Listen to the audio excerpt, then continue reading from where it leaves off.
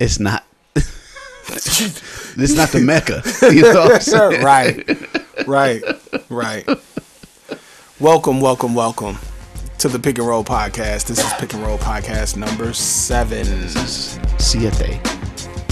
My name is Rod Wallace. And I'm Quentin Barrett. And we won't be reversing the names this time. It's all good.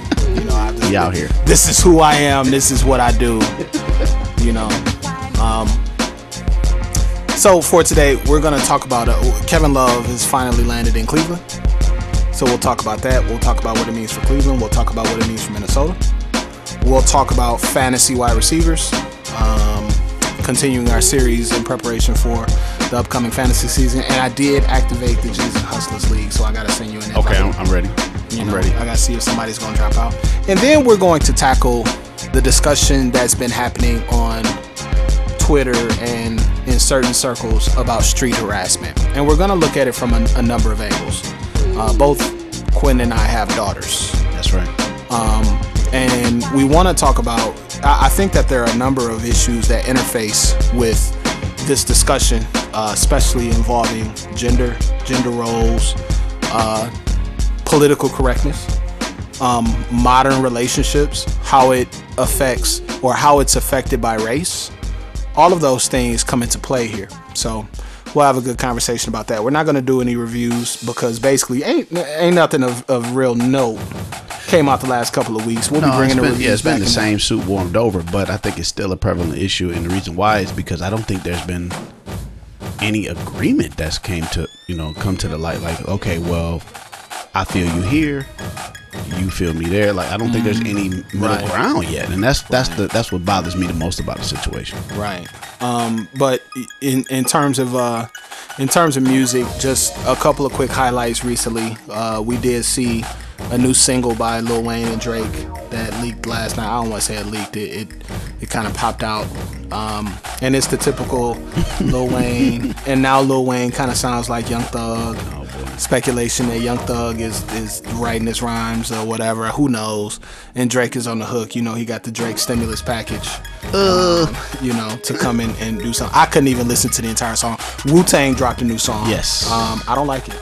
You don't like it? I think first of all, I think it's badly mixed. Okay, well, I think it's a Wu-Tang joint, and I don't think it's remarkable. How about that? Yeah, the singing on it is abhorrent. Yeah, that's a little bit. I need to hear some grain. All right, maybe Wu-Tang, maybe the RZA needs to turn over production for their next project to somebody else. Full disclosure, I'm not going to honestly be able to discuss any Wu-Tang records. I'm always going to be positive. I don't have the ability to be objective, and that's exactly what it is. And I don't care. I'm always going to say, well, I'm going to make an excuse for them, and it is what it is. You can call me what you want. It's just, I'm like the hopeless Lions fan. I think the reverence with which we held Wu-Tang when we were younger is something that will probably be unparalleled for the rest of our lives. I have on rose-colored glasses, and they're like diamond encrusted. Yeah, they can't do anything wrong. And all of that. I got Cartier-framed rose-colored glasses when it comes to Wu-Tang Clan. Hopefully we'll be hearing an album soon, so as that story develops. Please. Still keeping our eyes on the Euro Droog conversation. That's coming up September 3rd. His first show in New York City. He did put a new single out, and it's about Tamala Hall, the gorgeous anchor on NBC. Yes. He's just, I guess, discussing his affinity for it. And again, it sounds like Nas. Yes. Gosh. Yes, it does. It's bizarre.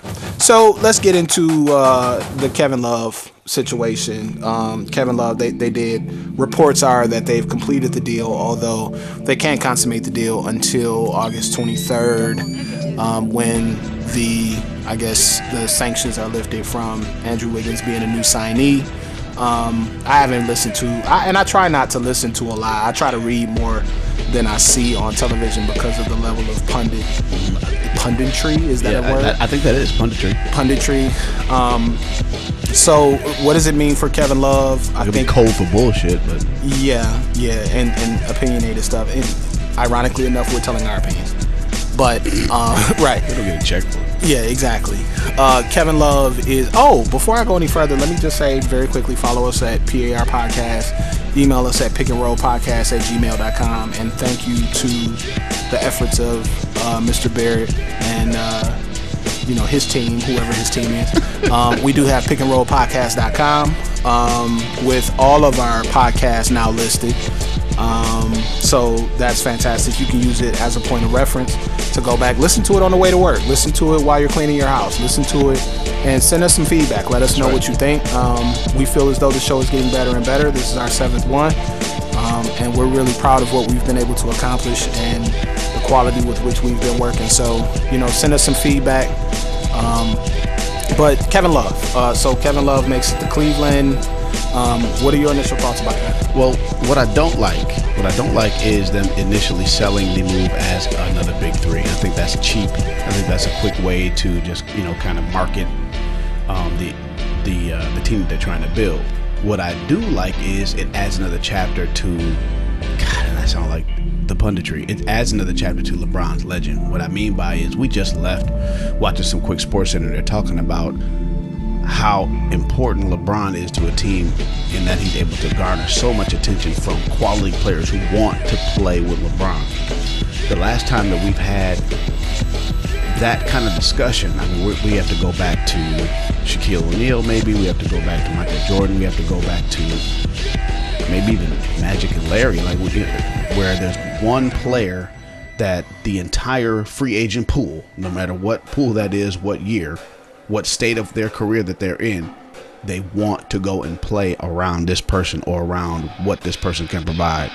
Just on a basketball level, we're not even talking about personally. We're talking about what he creates on the court, what he's able to provide for players on the court. So the eternal discussion about what it takes to be the greatest of all time, what it takes to be one of the most important players in the history of the NBA is, can he make other players better? Mm-hmm. I think LeBron James definitely fits that bill, definitely fits that mold. Certainly. And so in a situation like Cleveland, we have two players in Cleveland that are pretty much known commodities as they are in their career right now. They're young careers, Kevin Love and Kyrie Irving. Mm-hmm. But what's going to happen next year? What's going to happen the year after that? We know that LeBron's in for the long haul. I believe the Kevin Love deal is 5 years.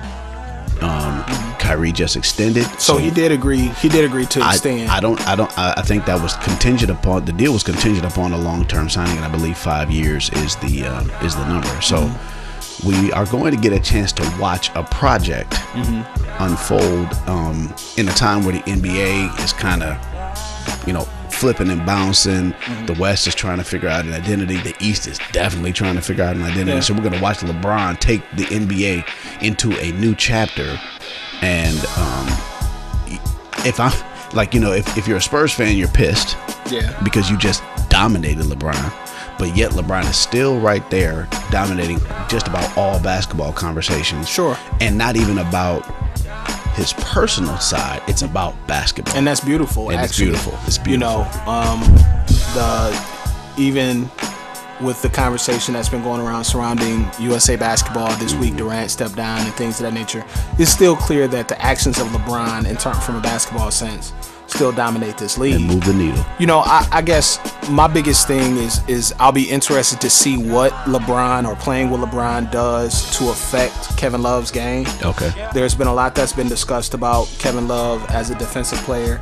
And we do tend to focus on the negative, especially people in the press. They focus on what a player is not doing, but he's an outstanding rebounder. Can he defend his position? That's good. I'm curious about what they're going to do in regards to a shot blocker on that team. Right. Yeah. You do need somebody who can protect the paint, but then again, there are teams that have proven that wrong as well. Miami did. Yeah, exactly. So Miami did.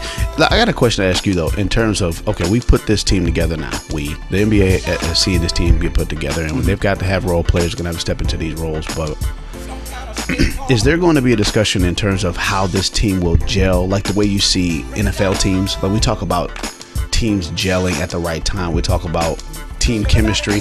Is that going to be a primary discussion for this Cleveland team? You know what? I think that personally, when it comes down to leadership, teams gel when there is strong leadership. And a lot of times leadership is led, and this was something that Bill Belichick said a number of years ago. Leadership is basically people doing their job. Okay. You know, it's not anything that's complex. It's not some magic formula. It's just about people doing their job and people feeling good about doing their job. I mean, the young players that are on this team are going to look at LeBron with reverence. Absolutely. And LeBron has proven that he has the decision making on the court and off the court to be able to guide a team to win. I mean, as we've talked about before, he was in the finals with Boobie Gibson. Yeah. Yeah. And, you know, not to be funny, but I think that matters. And even our conversation about, you know, Iverson got to the finals with a team that was necessarily less than stellar, but he couldn't take them off over the top, even with the amount of talent that he had on the offensive side, because he didn't necessarily make the players around him better. So I want to see what he does in terms of developing. I don't think Kevin Love lacks for confidence, but he hasn't been in a winning culture. Right. Well, I'm curious, but I think more than that, my curiosity is piqued by what he is going to do with what his effect is going to be on two guys that are 22 years or less, Dion Waiters, Kyrie Irving, because Dion Waiters has a different role on that team. He's going to have to play the role of fourth fiddle, so to speak, spot up shooter, catch and shoot, coming off screens, things of that nature, if they're going to do something that's similar to what Miami did. You know, and we can talk all day about what a pick and roll situation could look like with Irving and Love, or LeBron and Love, a pick and pop, or whatever you want to call it. But I want to see what he does with those young guys, because I think Kevin Love is going to be, you know, his numbers may suffer, his offensive numbers may go down a little bit, but I think that he'll be able to be a more all-around player. He's never averaged more than 0.6 blocks a game. Right. You know, rebound wise, I mean, he's been the show. You know, we could look at his assist numbers, but he's been the show in Minnesota when he's been healthy. I mean, I'm looking at his stats here. His rebound numbers: 9.1 rookie year, 11.0, 15.2 led the league. That's sick. 13.3, 14.0, 12.5, 12.2. And I'm also curious about how this will coincide with this weight loss by LeBron. Does this mean that LeBron is going to become more or return to more of a slasher role, more of a perimeter role? We acknowledge the fact that the bulk that he had, and I don't worry about his strength. I think, you know, I think about his durability. Maybe his durability will improve with the loss of weight, though. You know, I mean, it may. He's never been one to be injury prone. Right. He's been very blessed to never have had a serious injury in his career that we know of. I think they're advertising the weight loss so much, not so much as the amount of weight that he lost or what he may lose, but the way he did it, and that he did it the right way. It wasn't like he showed up one day 20 pounds underweight. Right. Like, whoa, like was it some crazy workout? Like he had a weekend with Rick James or something. You know what I'm saying? You know what I'm saying? I mean, the fact that they're highlighting his diet, they're highlighting the fact that he doesn't eat this, or this regimen is something that is being pictured as being done the right way. But it will have to pay immediate. I mean, we'll have to relate whatever happens to him this year to that weight loss, because they made it part of the story. Right. My question is, though, for Kevin Love, and Kevin Love was nowhere near the superstar that Kevin Garnett was when he came into the league. But the experiment that Kevin Garnett went through, and we just talked, you know, Minnesota, is there pressure on Kevin Love, or is it taken all away, blessed by the sweet feathery Jesus, which is a Phil Hendry reference, by the way? You know, to be honest, I think that there is more pressure on the surrounding cast than LeBron, because there's no excuses for them. Right. There's no excuse. Kyrie Irving cannot, first of all, recognize that the spotlight will firmly be on Cleveland. But Kyrie Irving cannot get away with shooting 38% and having 6 assists when you have LeBron James on your team. When Kevin Garnett steps foot out of Minnesota, the very first discussion was, all right, where's the rings? What are you going to do? What are you going to do? I've never, I don't believe that. Is that the same story for Kevin Love? I don't think so. I don't believe for a minute that Kevin Love, I think Kevin Love is under a lot of pressure to perform, but I think LeBron did something that was very strategic in his infamous letter to in Sports Illustrated by. He didn't come out and say that not 5, not 6, we're going to 7. win this many titles and everything, Right, which is a smart thing to do. And I've learned a lot about that. You don't always talk about what you plan to do. You just go out and you do it. And because the pressure to live up to the things that you've said becomes a question of your integrity. So I think that he's under pressure. I think he's under pressure to perform. I think if they don't win a title this year, No. I don't think that the basketball gods will rain thunder and lightning down on them. I think that if he's able to fit within that framework and they simply run into a better Bulls team who isn't having injury issues or any of those things, I think that they'll be fine. I think that the conference finals is definitely something that's non-negotiable. Really? Yeah, without question. I mean, from a talent perspective, and from a competition perspective too, because right, the East, you look at the East, yeah. But anybody that's in the know will realize that it does take time, and LeBron was, they were in the finals 4 times, yeah, and he won 2, yeah, and they got popped last year by the Spurs. So anybody, I personally think that we expect them to be in the finals because the competition in the Eastern Conference, there's competition there, but with Paul George going down, so the lane is very clear for them. But I think if they don't win, it won't be the end of the world. I think every time LeBron, it looks like in an off season, is getting ready to go straight to the conference finals or maybe even beyond, there's always a built-in asterisk.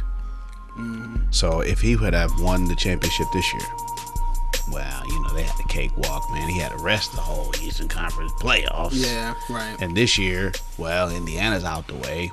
Nobody knows what Derrick Rose is going to do. But we're smarter than that. Yeah, ball is ball. I know. Look, and we all know there's tiers of fans, right? There's hoop fans, and then there's the pedestrian fan, and then there's folks that only watch the playoffs. And so and most of the punditry that feeds to the second or third people that I mentioned on that list. Yeah, exactly. Exactly. So, in order to have educated conversations, you got to leave all that out of it. Yeah. In my opinion. So, but what does it mean for Wiggins? Wiggins is the guy out there. Now, absolutely. Let's look at his surrounding cast. He has Pekovic. He has, and I'm just really going off the top of my head, Ricky Rubio, who still has not become. My expectations were low. Very low, and I think that was one of the parts of his stardom, is because expectations were low. But he's fun to watch. He is fun to watch. And I think that's going to be the magic of that team. I think you relate that team to the Sixers team of a couple years ago.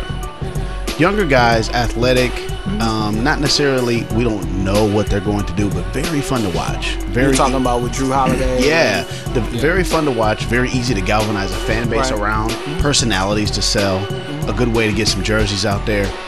But it's still Minnesota, and we all know them as an organization have been weak-willed to consistently put a winner in. So I feel bad for Wiggins personally. Do you? Yes, I do. I really do. I really do. Not that the league owed him anything. I really thought that interview that everybody was talking about earlier in the week was chicken shit. He was wrong for doing it. They were wrong for making light of it. Everybody was wrong. The man was wrong for asking those questions. But at the end of the day, I hate to see players with that much promise go to places like Minnesota.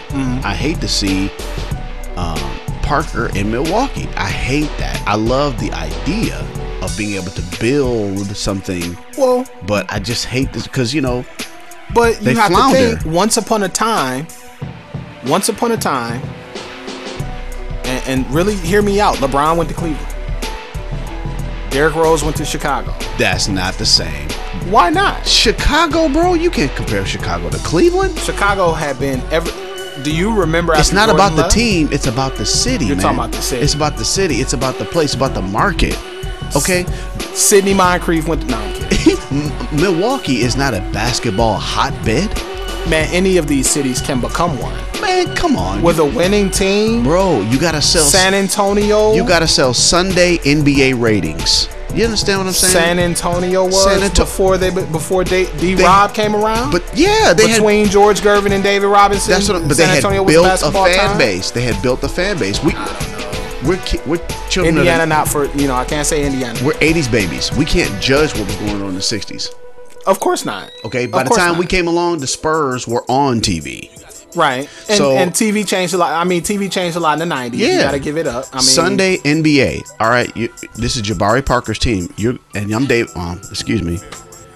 You're going to sell a Sunday NBA ticket with Milwaukee versus... Let them start winning. New Orleans? Let them start winning. Let them start winning. I'm just saying. Look at the Pistons. It's going to take that's Detroit. Again, long history. 45 minutes outside of Detroit is this stadium. And they have the lowest attendance. No, keep it real. They have the lowest attendance in the league, but let them start winning. They have to start winning. But there is Milwaukee, and we'll be talking to... But the Pistons are a well-known name in basketball fandom across the country. I disagree. It's like when Notre Dame sucks. Detroit and Notre Dame are on a similar playing ground in terms of there are Notre Dame themed bars in L.A. Are there Detroit themed bars in L.A.? No, but it's still more of a well-known name than the Bucks. No, Seattle, Oklahoma City. Now Oklahoma City's different. That's different. They came about after the Suns. Think about Phoenix. Think about Phoenix. You know what I'm saying? You may not be able to sell a Sunday ticket with them now, but you could in the 90s. I give you that because Phoenix won. Phoenix has always been winning.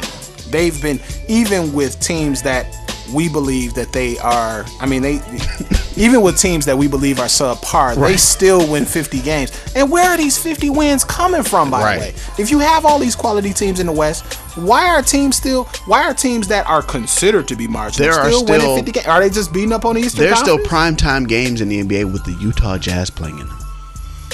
Well, you see what I'm saying, man? Yeah. Not so much Sacramento. But Utah, definitely. So let's talk real briefly about Wiggins. I was about to call him Dwayne Wiggins. Who is Dwayne Wiggins? I don't know. Oh, that's my man from Tony. Google it. Too much music in my life. Let's talk about who he's playing with right now. So starting at guard will be Ricky Rubio. And first of all, looking at, I guess we need to figure this out first. So guards, Ricky Rubio, Alexei Shved, Mo Williams. Mo Williams is becoming like the Tony Massenberg of the modern NBA. Oh, he brought out Tony Massenberg. Name three teams, Tony. Three teams Mo Williams has played. I could pick up all 32, throw them up against the wall, whatever. He's played for the Bucks, the Cavs, the Blazers, the Jazz. Now he's a Timberwolf. Jesus H. Right. Who else? Let's see. Sorry about that. Guard. They do have Zach LaVine, who I guess he had a real nice dunk, but we'll see what he does in the game. Kevin Martin, I still got out there. Jose Barea. So he's running your backup. Okay, so let's look at it like this. Rubio and Barea are your point guard rotation. You have Shved, who can play a little bit of both. Yep. Kevin Martin is probably going to be your starting two. He's a swing though. He can play the three. Kevin Martin? Yeah, he can. I would never play Kevin Martin at the two. He can play the three. He's not enough of a defender. Forwards, you got Corey Brewer, who kind of had a coming out party last year at the small. Cunningham runs some small. Chase Buttinger runs some small. Robbie Hummel runs some small. Shabazz Muhammad. Oh my gosh, Shabazz Muhammad. What happened? He got caught with that Gucci bag. Yeah, that was the problem. He had the Nestle Crunch up under his neck too. That didn't help. No, that doesn't help. At the draft. Luke Baamute, who's a great defender, who has a reputation as being a great defender, great guy in the locker room. I think that what will happen. Oh, and by the way, power forward is a complete mess. They have Gorgie Ding at center. You have Pekovic at center. We talked about him. I like him a lot. We'll do Pekovic, yeah. Ronnie Turiaf. Didn't he survive cancer or something like that? He's a beast. He's just wide. He's a cheerleader. He's 6'9", dude. I mean, if you're 6'9", he's been in the league forever. Who did he play for in college?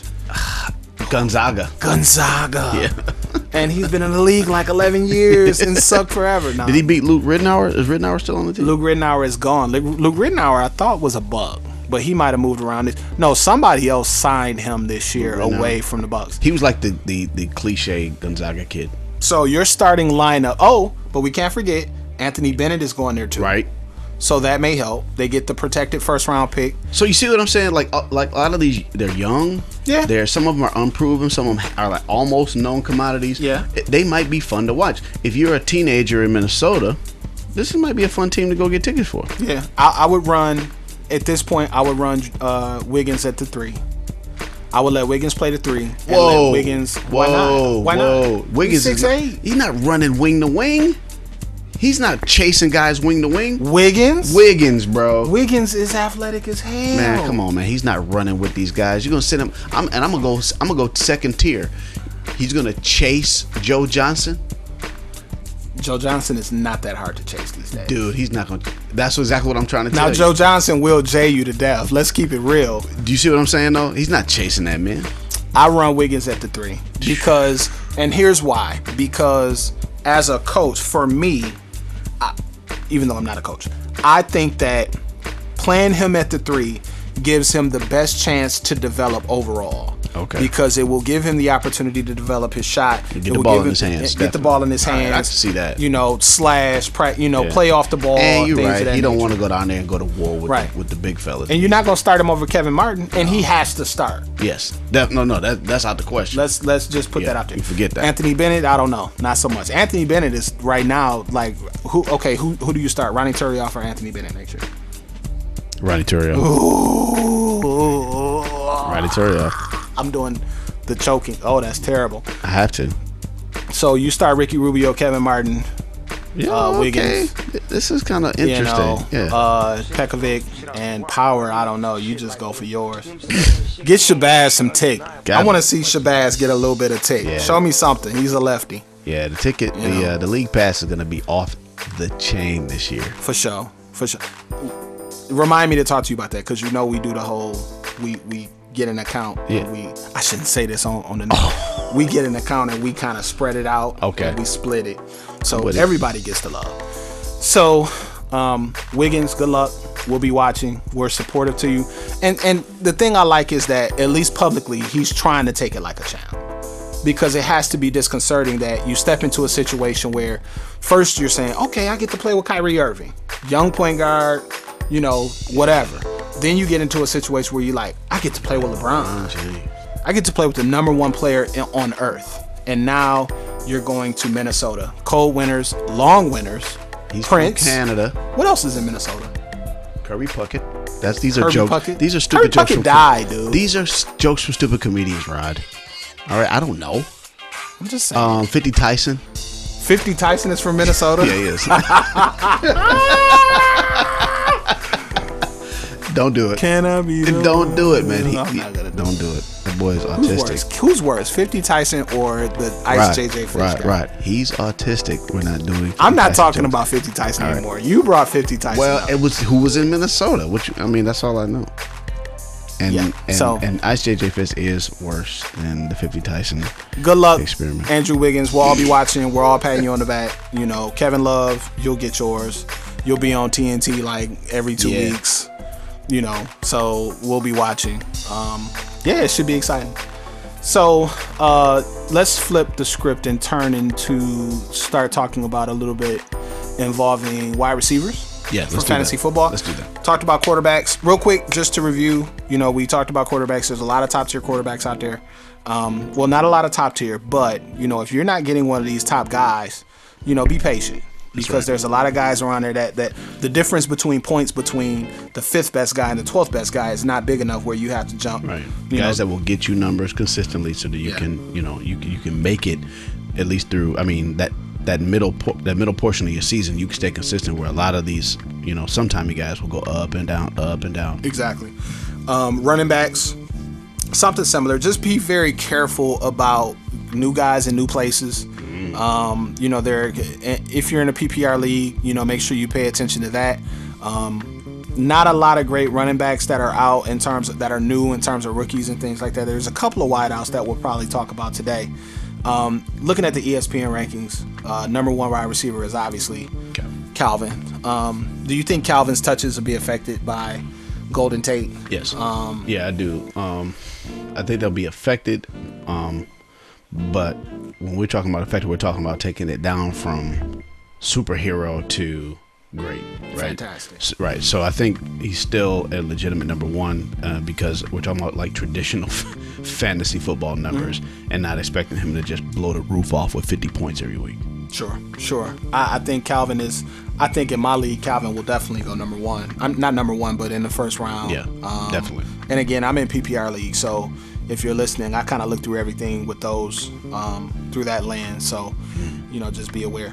Number 2, I disagreed a little bit with ESPN. Because I'm a PPR guy. I didn't disagree with number 2.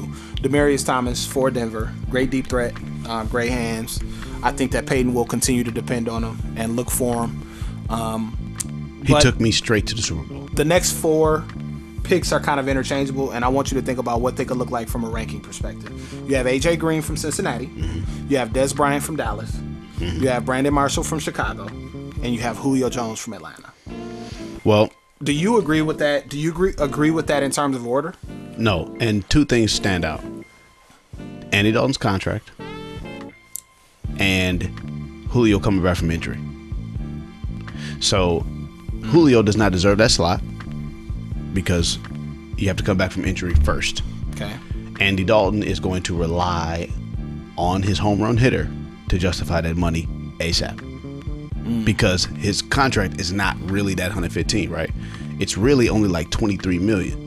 So he has to get to the next tier in order to live out the rest of those money. So he's going to go for his home run hitter quickly. What was it? Early and often. Sure. So I would see AJ Green. Remember, Green, Bryant, Marshall, Jones. Right. Bryant is Dallas. So I'm gonna do a coin flip on him. Brandon Marshall. I'll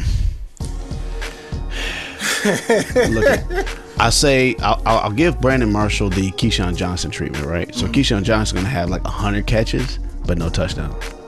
Okay. Brandon Marshall probably will have 100-something catches. Can he get double-digit touchdowns? I think he's had 100 catches the last 2 years. Yeah, I don't know if he's gonna get double-digit touchdowns. So, and the reason being because this offense in Chicago is supposed to be so spectacular. I don't know if they're going to make Brandon Marshall the focal point. I think this is Matt Forte's year, by the way. Why? Because it's time. And Matt Forte, I think, is the quintessential chip on the shoulder guy. He doesn't often have his name mentioned with the top tier running backs. I think he has the talent to do so. I think this is a time to say, you know what? Okay. It's time. I can't necessarily disagree with you. I think that there will be a little bit more over-the-top help on Alshon Jeffrey, who clocks in at this list, still in the top 10. So you have Brandon Marshall and Alshon Jeffrey that are quite close to each other. Is Brandon Marshall a breakaway guy, though? Not necessarily. Right. If he can break a tackle or two, yeah, he can be. For me, I would rank them Bryant, Green. No, I would rank them Bryant, Green, Jones, Marshall. Bryant still, though, I don't know if Bryant is at the top of that list, bro. I think Dallas is a shambles. Dallas is gonna get popped this year. Yeah, so therefore there's gonna be a lot of balls being thrown. And the only reason you're talking about the only reason I'm looking at Bryant as being so high is because of targets. Yeah. I think he's gonna get a lot of targets. I don't think that they necessarily have the help at wideout. They still have Jason Witten. Yeah. But how many years does Dez have on his contract? I don't know. That's worth it to look at that. This might be his contract year. That's worth it to look at. To be honest. It's like baseball now. Yeah, that might be. I've never necessarily been a great believer in I've never drafted AJ Green. No. Although he's put up some great numbers in his first couple of years. I don't necessarily trust Andy Dalton, but they must know something that we don't. They must see something. He must be fantastic in the locker room. He was who they had for that team. Who they what they were going to do. You're talking about making an investment to 2020 in this guy, regardless of the money. And they have messed up the curve for everybody for the next 10 years. Yeah. How much do you pay and I don't know off the top of my head, how much do you pay Aaron Rodgers? $250 million. How much do you pay, these guys that are, how much do you pay Colin Kaepernick? Did they re-up his deal yet? I don't know. Russell Wilson, so that's 150. Give me 200 or I'm walking. Right. Oh my gosh. Can you imagine? Yeah, but I can do that now. It's the market. Julio Jones, have you been seeing Hard Knocks? No. So that's been cool. Julio Jones and Roddy White, they're kind of an interesting bunch. Okay. I like Julio Jones. Again, never drafted him. I had Julio Jones 1 year. Yeah. But Brandon Marshall, I think Brandon Marshall will, I don't necessarily know if Alshon Jeffrey is worth the 8th ranking simply by the end of the year because there will be so many balls that's going around because Matt Forte is going to be. But then again, Alshon Jeffrey is the deep threat on that team. Yeah. You know, Brandon Marshall still may get, you know, a lot of the catches. I look at it almost as being like a Torrey Holt, Isaac Bruce kind of situation from a few years Well, ago. Torrey Holt was a home run hitter. Right, and that's the Jeffrey role. Right. But Isaac Bruce being more Oh, of I a see what you're saying. possession I guy, see what you're you know, saying. Donald Driver. You know, Brandon Marshall will still catch 90 balls or so, but I don't necessarily. And red zone wise, he probably would be the number one target. So who do we have on the list that's like 10 to 15? Well, let's keep going through the list. You have Jordy Nelson at Green Bay, who's going to benefit from James Jones going to Oakland. You have Alshon Jeffrey again. You have Antonio Brown, who quietly had a really good season last year. But then again, Emmanuel Sanders is gone, and now he's with Denver. You have Randall Cobb with Green Bay. I had Cobb in both leagues, and I think he got hurt for a while last year, but when he was, I think early on, he did okay. Andre Johnson is 11th. Old and hurt. This is what's kind of crazy when you hear these three, really. Or actually these four. Old and hurt, I'm glad and you brought then up the 10 through quarterback 15. issues, too. 11th, Andre Johnson. 12th, Vincent Jackson, who I keep... What? Yeah. Vincent Jackson put up some numbers last year. What? And his last year in San Diego, he did okay. Yeah, he did. He did pretty well, too. Number 13, Larry Fitzgerald. What? Has he lost a step? It's quarterback issues, too. Quarterback issues. Offense issues. Who is the quarterback in Arizona? Oof. Woo! Hold up. Who is the quarterback in Arizona? Kurt Warner. No. It's Sage Rosenfeld. that guy. The guy that plays quarterback there. Ooh, I don't know. I'm supposed to know. Ken Wiesenhunt. Ooh. So, therefore, that's the reason for his ranking. Probably his lowest ranking in life. Forgive our ignorance. To be honest. Yeah, and we don't profess to know everything. We just know what we know. Right. And we're very upfront about what we know. Pierre Garçon. Okay. And Deshaun Jackson are back-to-back on this list. Pierre Garçon has battled some injuries last couple of years. Deshaun Jackson plays in Philly. Big and back being booed, you know. So he plays in Philly, so you never know. Deshaun Jackson will be. It'll be interesting to see that. I fear. I fear that if RG3 has a rough early part of the year, whether or not Deshaun Jackson will just kind of fall off the apple tree. I don't know. Yeah, so but I don't hear a lot of complaints about. I don't know if there's a lot of complaints about him in the locker room. You know, or somebody just policing it. Yeah. New coaching situation, so we'll see what happens with that. Right. 16 through 20 is Keenan Allen, who had a really great year last year. I can't say a really great year, but he was dependable. Yeah. You know, Phil Rivers likes to throw the deep ball. Keenan Allen, you know, he's a deep threat. You have Victor Cruz. Peyton's line is still me, you, my brother, Big Sean. You know, we're still his line. So, you know, we'll see how that goes. Roddy White is at 18. Wes Welker is at Denver. Somebody got to catch those balls out there, Paul. And Percy Harvin, who did pretty well in the playoffs. That's interesting.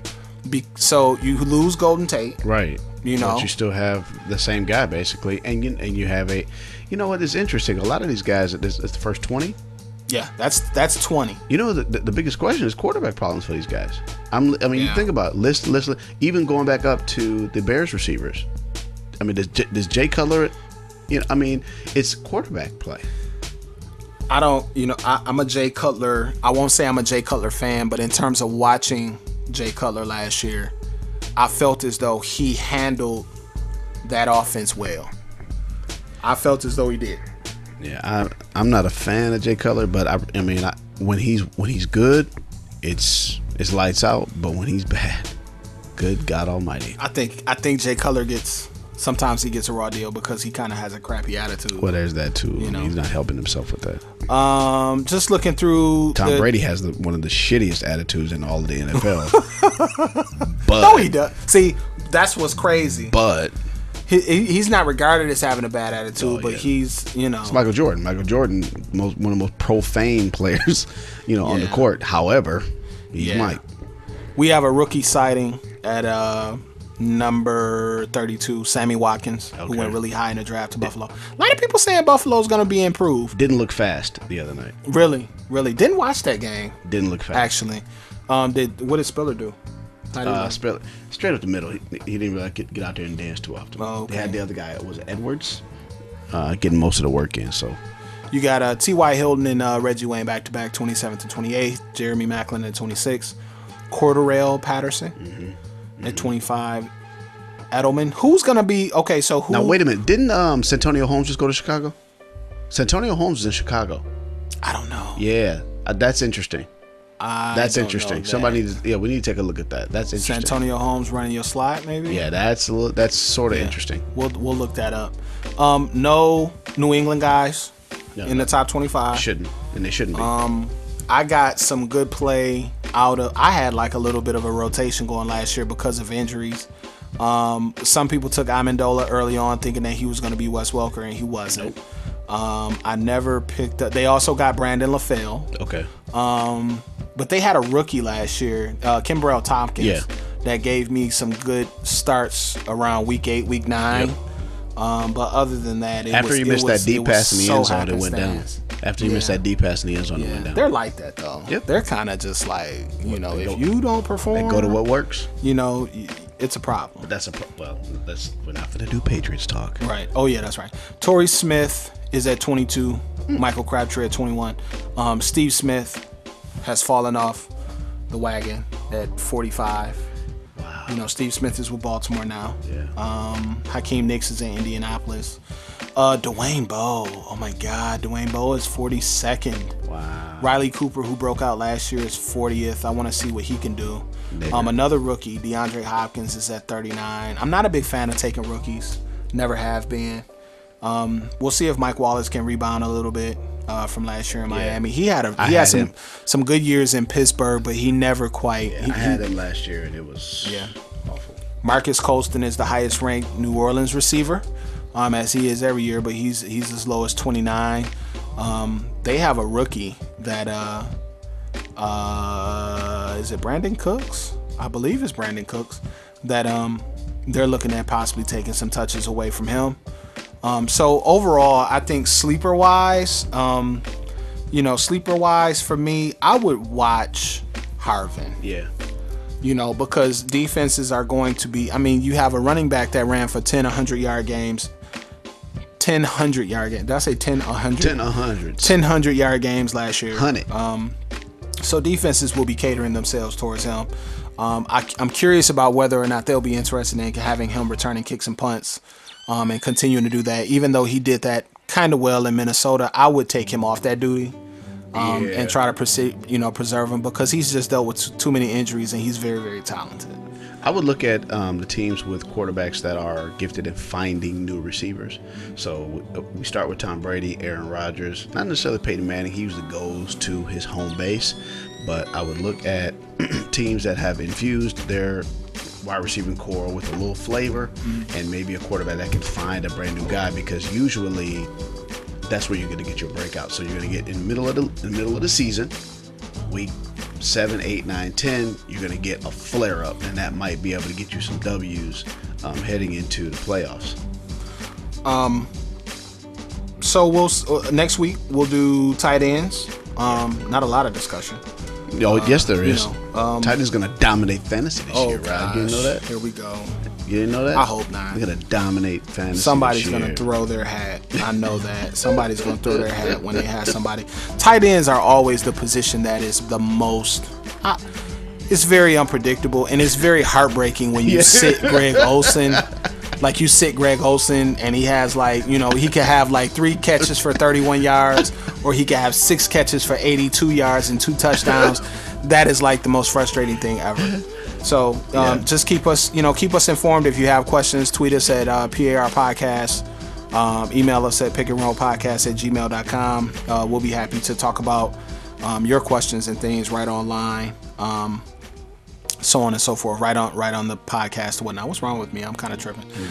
So let's switch gears, and let's talk about the conversation in regards to street harassment. So just to give a little bit of context, there's been a recent movement. Some would claim that this movement was driven by feminist movements in our country. Some would claim that it's by white feminist movements in this country and being driven by black feminist movements involving street harassment. So let's take a second and let's define street harassment. Right. And I think for, again, both Rod and I are married men. Both Rod and I are, in our 30s, and so we all know what it's like to. Most people know what it's like to see a young lady, think she's attractive, and then you come up with what you're going to do or say in order to either get her attention, to get maybe more than her attention, maybe get a phone number, maybe, listen, fellas, this is one of those discussions where we have to take the filter all the way down, and stop talking in such coded language. So when you go to holler at a chick and she's not feeling your advances, there's a decision that you make right then and there. Now, these feminist organizations, and we're just going to call it what it is because that's been the pitch of the conversation. Of course, there's levels to this, right? So there's been a spectrum. You have people who, you have a lot of women taken to the airwaves, taken to print, taken to Twitter, who don't have a problem with the overly aggressive approach for their attention. You have a lot of women who defend the overly aggressive approach for their attention. But then you have the other part of the spectrum where when it becomes aggressive, they completely reject it and call it harassment, which is a very strong word when you're talking about male-female interaction. And when you talk about the possible legal ramifications attached to the term harassment. And so what we have is men coming together and not understanding, wait a minute, I thought this is what worked. Wait a minute, I thought this is how I was supposed to be. Wait a minute, I thought this is what was rewarded by women. And of course, that's one side of it. But then you also have the side of it, that's what y'all like. You know that you want it. And so this is what I was saying earlier. There has not been any consensus. There has not been a middle ground that I'm seeing. So we can all exist here. There's all these extremes. You have one portion of the conversation that want to put people in jail for asking for a phone number 2 or 3 times. You have one part of the conversation that totally accept even the most aggressive and abusive levels of what do you call it? Attention from that person. You know what I'm saying? And then there's all of the grays in between. Right. And hollering. Yeah, hollering. And that's the only way I guess I really could say it. Not to, belittle the topic or anything, but at the end of the day, we have to be honest with ourselves as men and say that there is a certain aspect to this that is ingrained in us in terms of male socialization. That it is completely appropriate for a man to approach a woman in public, and although his approach and even his words may be as veiled as possible, she knows what the intent of that conversation is, and then she makes the attempt to choose whether or not to succumb to this approach, right? Or to approve it or whatever it is. And I think, but I think the problem is, the aggression that's involved when and we've seen it.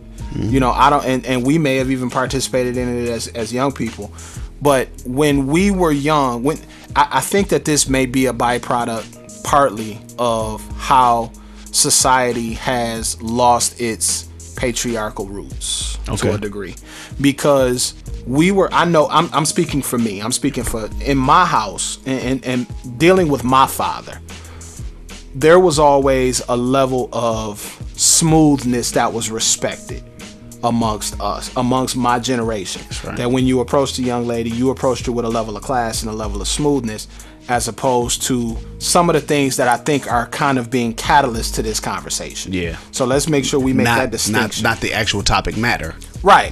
But the approach is smooth and not necessarily rehearsed or calculated, but it comes from a place of trying to equip a woman with a certain amount of comfort in dealing with you, versus things that are maybe alcohol fueled, or it's a difference between talking to a woman and meeting a woman at CVS, standing in the line, making a side comment and striking up conversation, versus 145 outside of Beavers. Hey, yo, bitch. You know what I'm saying? And you being disrespectful and things of that nature. And like I said, we've all been young. I think it would be foolish for us to say that it's not something that we've engaged in and that we're beyond. Yeah, that's a lie. That would be a complete lie because we've all been young.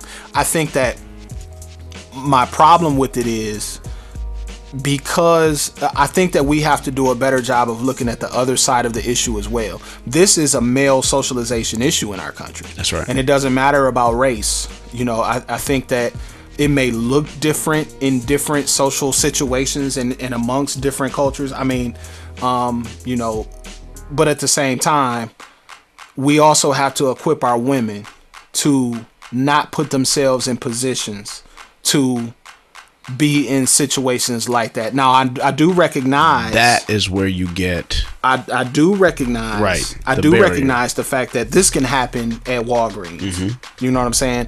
And we've all heard the horror stories that women talk about.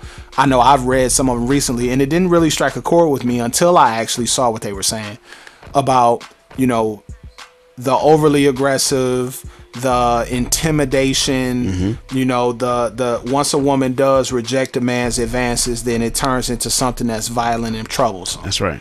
So, but again, and those things happen, and you do have to teach a woman to be confident enough and strong enough to be able to say, I'm not interested, and keep it popping and keep it moving. And a lot of times I think that's what happens. But we also have to teach women, and I'm not blaming women and saying that women are victims. I'm not blaming women and say that. Let me change that. I'm not saying that women should be blamed for the actions of men, but also make sure you're not putting yourself in a situation where the chances of that kind of thing happening is more likely. Right. And see, but this is where the difficulty of the conversation is being had. Most of the responsibility should be placed on the men who go out and do these things. Does that absolve the women from all responsibility? Absolutely not. No. And I don't think that conversation has been had at an extremely legitimate level. I think most of it has just been pot shots from both sides and rose-colored glass and looking right. through things. So like you have filters. A lot of these women are not necessarily looking at this as the socialization of the black male. That's number one, the male period, and men are not looking at the potential damage that socialization could be doing. You see what I'm saying? Mm-hmm. And then in the middle you have the gray area, right? So you have, well, if she didn't want to get hollered at, why did she wear that? That's none of your damn business. You see what I'm saying? It's not upon her to tend to your attraction. You see what I'm saying? Or what you're attracted to is not none of her business, number one. But number two, if you go into an environment that you know that these sorts of individuals are, no matter how destitute they may be, you know what I'm saying? Be wise. You see what I'm saying? Be wise. So the police should not racially profile. No. But when I'm driving through county, I know to have my, you know what I'm saying, be on my P's and Q's. Yeah. It should not be my responsibility to have to be that, apprehensive about my situation, right? Right. But I do anyway. So that logic still stands for a lot of other situations that can relate to the street harassment situation. But like I said, my problem is we can't have that discussion yet for whatever reason. But I think people are angry, bro. I think people are angry. What do you mean? Because I think I think that the women who are bringing this to the forefront don't feel that they're getting enough respect for the issue that they're bringing up. And I think that the men feel called out on something that they don't 100% own. And so I think there's an anger building. And I think that there's a rift that's being widened, and it's affecting even just day-to-day conversations. So what happened when we were in the 90s? Sexual harassment became the theme. This terminology, it became the theme, right? Yeah, so what happened? It was very cloudy too. Right, in the workplace, in school. Remember, we used to get the pamphlets even in school, right? Yeah. What is sexual harassment? Can I say nice shoes? Does the woman own some of the responsibility if I say nice dress? Or am I a creep for saying I like your hair? Do I get fired? if I compliment a woman, or do I have to literally be drooling at her desk in order to be, like, you know, that the way we police those situations is the same thing with street harassment, because I'm not going to say 9 out of 10, that's stupid, but a good portion of the individuals, the women who are going more gung-ho for the street harassment thing,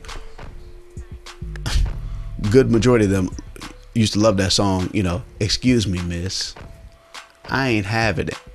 That would constitute as street harassment today, but it was smooth in the song. And he was trying to be smooth. Positive K. Pos K. He was trying to be smooth. That's street harassment. She said no. And right? you're persistent, but he was persistent. They would say that's street harassment. Is that street harassment? So is it? Is Lorenz Tate showing up on Nina's door unannounced with stalking? a CD? Is that stalking? No, see, is that stalking? And there's the hypocrisy in it, right? Because it's only stalking if I'm not attracted to you. That's part of the discussion, and that is part of the. We're discussion. not leaving it out. As much as they want to, we're not leaving it out. If it's as a guy who you desire, it's not stalking. Then what is? I mean, so that means you. Well, I make the choice. Well, yeah, but he doesn't know you made the choice yet. Right. So he, you know, again, it's murky. It's murky. It is. It's very murky. There are no correct answers.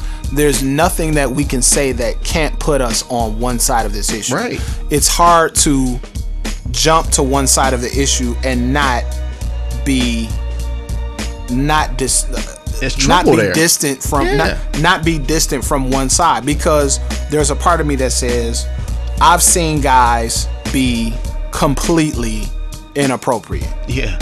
I've seen guys. I've been completely inappropriate. I mean, it was several years ago. I mean, I'm an older guy now, but I've seen that, and I can see how it could make a woman feel very intimidated. And I'll just put this out there. I'm married. When my wife would go out before we got married, because that was the longest relationship I had been in. I had a different relationship with her than I had with virtually any other woman in my life. And she would, you know, her friends would want to go out or this, that, or a third or whatever. And in the back of my mind, I would concern myself with that, with what could happen from that. Because I feel like my wife is an attractive woman. You know, my wife gets dressed up really nice. She's not necessarily out here with Daisy Dukes on, but I know men. Yeah. I know men. But in the same token, I can't help but think, why put yourself, now mind you, again, we're not talking about you at the gas station pumping gas and a guy come up to you like, can I pump your gas? And you say no, and then he like, why you acting like that? You got a man. And you say, well, I don't have a man, but I don't want to talk to you right now, or whatever you say. And then he like FUB, right, all of that, that kind of thing. Yeah, that does kind of cross the line into a certain level of harassment. I mean, he may have insulted you. There is a difference between being insulted and being harassed. Yes, that's a whole nother conversation. But I don't think that it's appropriate I think that if you're not interested in that kind of activity on a grand scale, you need to stay your ass out the club. You need to stay away from certain places. If you know you are endowed in whatever area you're endowed in as sure. a woman, and you wear something to accentuate that, for sure, you can't necessarily be shocked at the attention that you get for that. Now, however that attention comes, you can judge the attention level, but you can't be shocked that it's there. And I think that's what's going on. Like, how do you feel entitled to come up and talk to me? Wait a minute. That's where we need to stop. I'm attracted to you. So as a man, I've been trained to approach something that I'm attracted to for whatever purpose. I could be, you know, a slime ball and I'm trying to hit right now. Or I might see something that I might be trying to look to my future. Right. But I'm trained. So what I think that these organizations want me to do is to eliminate my training tonight. You know, the world ain't changing fast enough for these people. Right. Like, it should be over with now. Well, it don't work that way. It doesn't work that way. You know, when you socialize a certain way, we need to get better. We have to improve. We have to get rid of some of the things that are bringing us down, but you can't expect it just to shut off one day. Yeah. You know, nothing works that way, especially between people. No, it doesn't. It's a process. And we cannot deny, at least in American society, that part of being a man is socialized into us. When you look at courtship, right, courting, right. When you look at courtship in American culture or Western culture versus courtship in different segments, it's completely different. In some places, it's completely different. I mean, we're talking about there are arranged marriages. It runs the gamut. We won't even get into that. But in American culture, that's how, in a lot of situations, people who end up being married and things meet. And you're rewarded for it. Yes, because it takes a degree. We have to be honest about the fact that women are attracted to confident men, and it takes a degree of confidence to be able to approach that situation. Now, it's different if you're a slime ball and you desperate, right? Because that will shine through in your conduct when you talk to a woman. Right. I once met one of my friends. I'm not gonna call him out, but one of my friends before he got married, we were talking at one point about women and meeting women and things of that nature. And he said, I used to be very shy. I used to be real shy. And then one night I went out with my friends and I made the commitment. I said, I'm going to holler at every woman in here. And as soon as she reject me, I'm going to leave her alone. And he said that once he did that and he dealt with that level of rejection, because before he couldn't deal with that level of rejection, he said then he was able to approach women in the right way. And I'm not saying that that's an exercise that you should go and do and play yourself in the club or whatever. Right. But it's just women are not our training ground, but get the gist of the story. Exactly. Right. So for me, in my opinion, being the father of a daughter, I'm going to teach my daughter about the importance of putting herself in position to be successful. That's right. You know, and when there are things that happen that prevent that or can affect that, or you get in situations where you feel unsafe, you know, I'll teach her how to handle those situations the right way too, because it's nothing worse than seeing, and you can tell me if you disagree with this, it's nothing worse than seeing an extremely physically attractive woman that always looks angry. Yeah. And the reason she looks angry is because she's simply trying to keep dudes up off her. Yeah. Or she's stressed out because she's in a situation that is intimidating to her. You know, my children are a lot older than yours, right? And what I'm trying to explain to them is men, and we're using we're generalization. So men see targets, and that is a very childish way to look at it. But I'm just putting it in basic language. But when a man thinks that you may be available, when a man thinks that you may be willing to entertain this conversation, then that is 9 times out of 10 what he will pursue. Right. So I'm trying to train my daughters now to pattern themselves after their mother, and they have characterized themselves to only attract specific types of attention that they actually like. Now, does that mean that they are completely absolved from unwanted attention? No, it does not. But it does concentrate. It does concentrate what kind of attention from men that they're going to get. There are some types of men that will not approach a certain kind of woman because, well, nah, she ain't having it. Right. And so, if you want to be that kind of woman, if you want to be that kind of woman, then be about being that kind of woman. Right. And the same thing goes for men. We're not talking about men right now. We're not talking about raising boys right now. We're talking about raising daughters. And you know, socialize yourself to a point where only a specific type of man is willing to is trying to get your attention, and that I think goes a long way.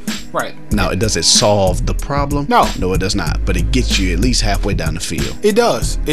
And so again, not blaming women for the actions of men that make them feel uncomfortable. That's not what we're doing. But it is a two-sided coin too.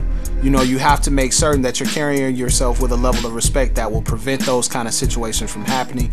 My advice to women is be very careful about who you associate yourself with and what kind of social events you go to. And mind you, there's always exceptions to the rule. You can go to the National Kidney Foundation fundraiser ball and somebody can holler at you and make you feel uncomfortable. But overall, I mean, I just think about when I hear this situation, I think about times where I might have been like at a neighborhood bar on Evergreen and Linden or something, or you know, like Evergreen and Schoolcraft or something like that, and I'm sitting in the club or whatever, and don't get me wrong, I'm not like, that's not who I am, but I've been there. Right. And you have women that come into the club, and it's like, you basically like a peacock. They like, ready. No disrespect, but She you ready. basically you're basically putting yourself out there with the way in which you're dressed, with the way in which you may be conducting yourself. You know, you may be out here getting sloppy, and it doesn't mean that women can't go out and have a good time either. But keep in mind that See how we have to this code happens. every statement, right? We have to code every statement because we out here like that. Yeah. And we have to code every statement. We have Yeah. to put a disclaimer on every statement because that conversation is so real. I don't want to be offensive. I don't want you to think that I'm saying that about you. It is real. But guess what? These are still realities. And the fact that we can't deal with them evenly on both sides is the problem for me. That's what I'm saying. So okay, so let's kind of go there though. Like, what do you really want? What do you really think the problem is? We have to recognize each other on both sides. As men, we got to recognize that the guys, even if it's not you, the guys that are overly aggressive are bad. That's a bad way to be, and you got to recognize that as bad. That should not be. Right. Women have to recognize that, well, maybe putting myself in a position where I'm going to get unwanted attention because I know that I'm going to get that unwanted attention. Mm-hmm. See, that's another thing. Like, it's there's no shock value there. No. There's no shock You value. know exactly what you're doing. When you put them they get away with the leggings now. When you put the leggings on and you know that it's back there, you know that you're going to get unwanted attention. But there should not be any shock value see, there. and it goes back to this coding thing. Yeah. Is the attention unwanted? Is the attention unwanted until it comes from a person that you don't want it from? Right, and that's what I'm saying. But all of this, well, not all of this, take that back. A lot of this is coded back to 80s and 90s, and it's niggas ain't shit. It's really what it is. It's really what it is. At the very core, it's all men are dogs. Remember we was taught that? Yeah. We were taught that in the 80s, and at the very core of that, there's some of that. I'm not saying it's all of it, but at the core of this, some of this is all men are dogs. They can't control themselves. Mm-hmm. They ain't really worth nothing, and they should be banned. So let's go there for a minute. So we both know guys that are, shall we say, overtly sexual. Yes. You know, and women, ladies, if you don't know, men in general we're socialized to place a lot of value in what we do from a sexual perspective.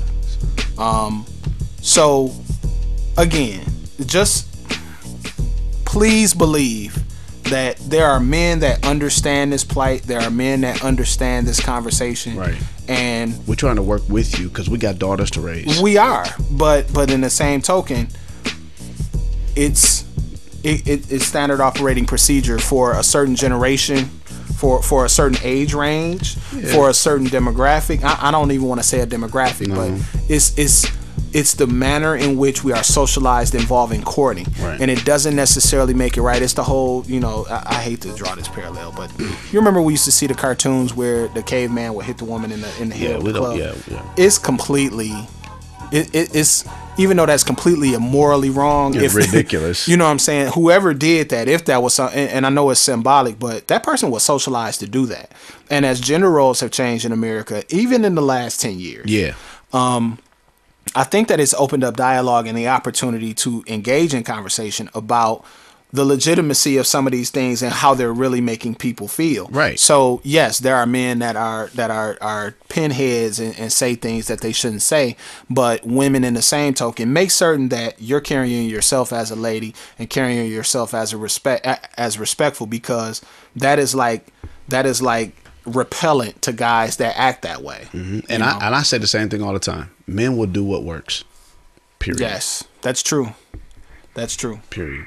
So we're going to go ahead and close that topic out. If you have any ideas or thoughts about it, email us at pickandrollpodcast@gmail.com or tweet us tweet us at PAR Podcast.